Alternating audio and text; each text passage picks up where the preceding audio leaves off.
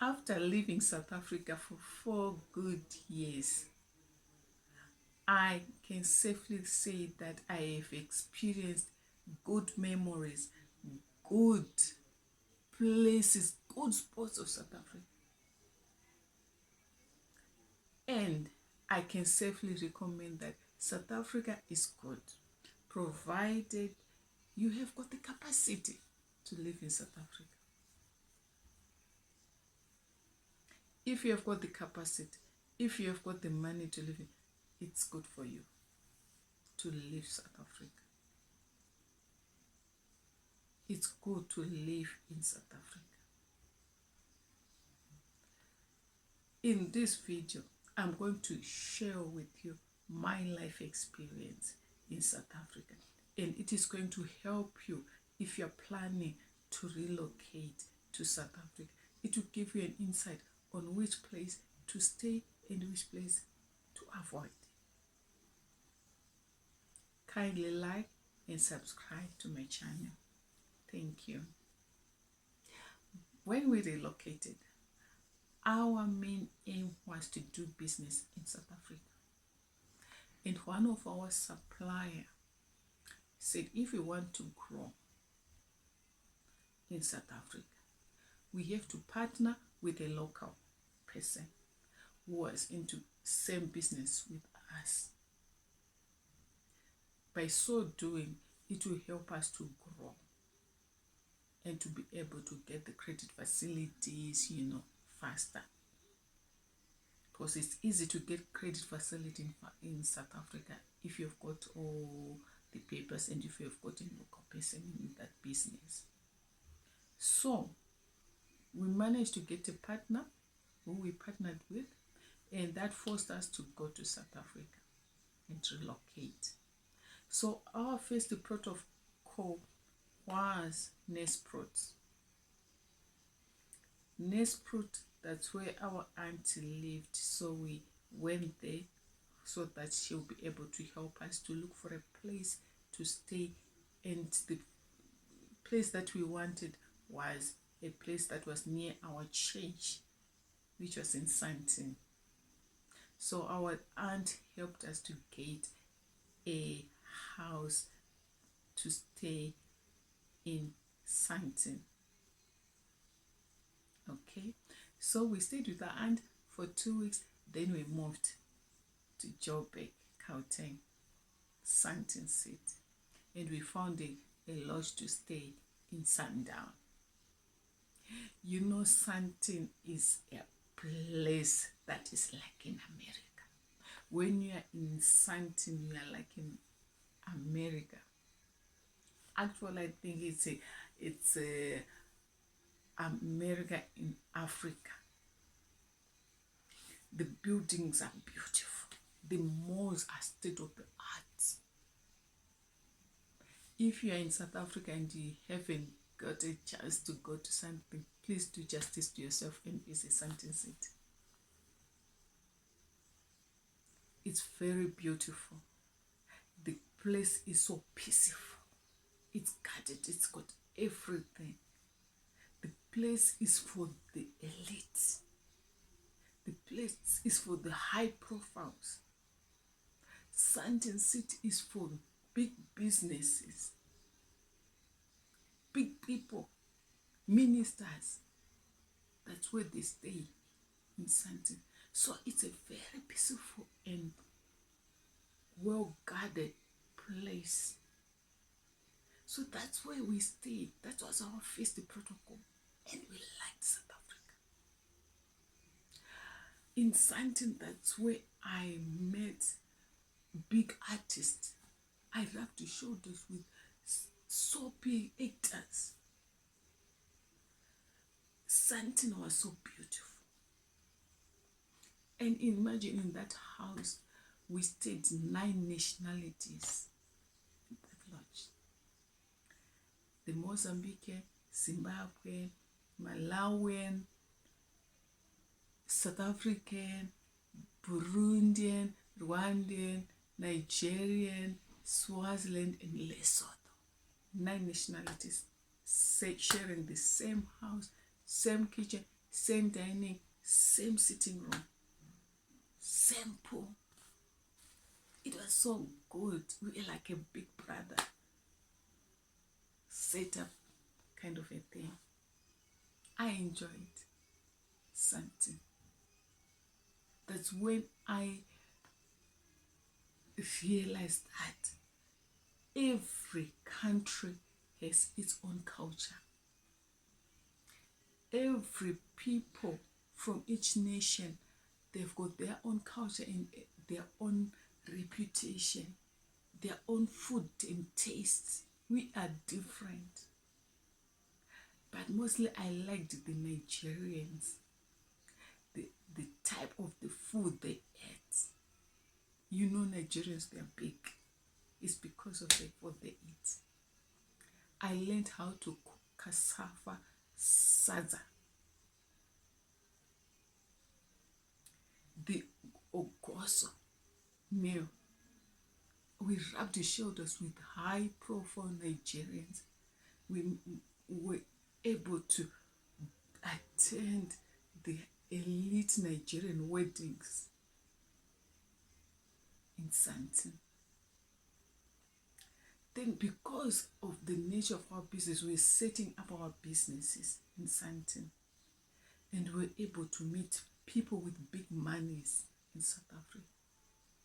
And they managed to sponsor our business.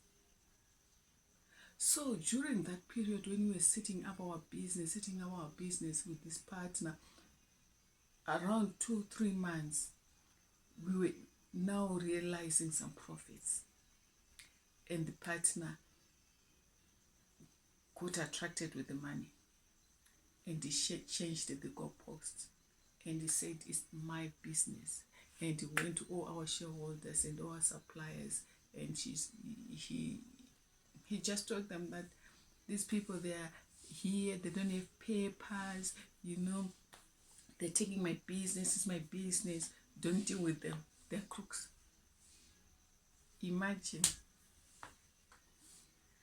And we didn't know what to do. And surely we didn't have papers.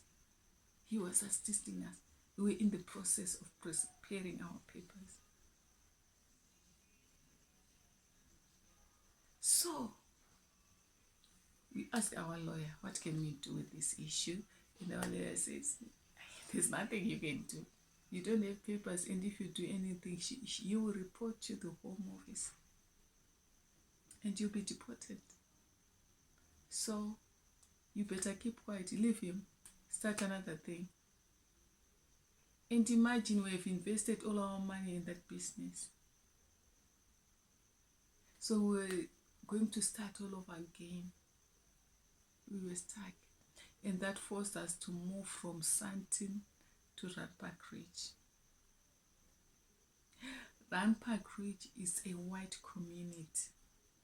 It was so peaceful. Randpark Ridge, it was so nice and cool. We enjoyed our stay there whilst we were preparing our papers. Then things became tougher because we didn't have income. And now I've got a little baby. And that forced us to move because of rentals. We moved. And I stayed at a friend's house for 2 weeks. After 2 weeks, I stayed at my sister's house in Tembisa, Diepsloot. Tembisa was a different setup altogether. Tembisa is a high density location. And remember, it was time for xenophobia. It was so scary staying in Tembisa, Diepsloot. And xenophobia was talk of the town. Every morning you can hear someone was killed, someone was attacked by thugs. It was so scary, and you could not even afford to go to the shops because you were afraid to meet the thugs. We didn't stay there for long, and we moved to Benon, and we stayed with my sister there for 3-4 months. Benoni, it's an Indian community. It was so quiet, Indians, I realized they don't want noise. It was quite a quiet place as well. Then after that, when our things were like much better, we moved from my sister's house and we lived and we rented a room somewhere in Lichfield. It was near Benon, and it's a new place, a mixed community. So we stayed there in Lichfield. Then after 3-4 months, rentals. We got stuck again with rentals. And we moved to Boxburg. We stayed there for a month. Then I got a job in Joburg. When I got a job, I looked for a house, and we got a place to stay in Kempton Park, Rodsfield. Rodsfield, it's near Oratambo Airport. The flats that are near Oratambo. That's where we stayed. It was quite nice. It was so cool. Although it was far away from the taxi ranks, so we could use the train was our mode of transport because it was near. We stayed in Rodsfield, and that was our last point. Then we relocated back to Zimbabwe. My stay in South Africa was quite a learning curve. You meet people, different people, and some situations will force you to go places and meet different people. But it's a learning. You'll be learning somehow. I learned how to live with different people. Joburg, I worked in Joburg. Ask me about the police, running away from the police, because the police will ask, where's your passport? And your passport you have overstayed. So you're always running away from the police. Ask me about the yellow train. What happened in the yellow train?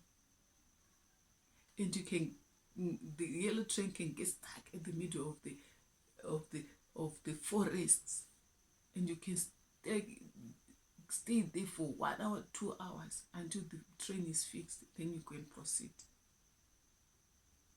And there'll be noise. People will be dancing. Thieves. Anything can happen in the yellow train. There are different places, beautiful places to stay in South Africa. And there are beautiful places you can visit. The malls. There's more of Africa in Midrand. Beautiful state-of-the-art mall. Roads in South Africa, they're beautiful. You can't compare roads in South Africa with the roads from your country. They are state-of-the-art. What am I saying? Living in South Africa, it's good. Provided you know where to stay. Provided you know who you rubbed your shoulders with. If you want to mingle in public places, it's very risky. Don't go to public places like pubs, drink beer at nightclubs until late. It's not safe in South Africa. If you want to live in South Africa, stay in places where there are bunkers. Stay stay in places where they are secure.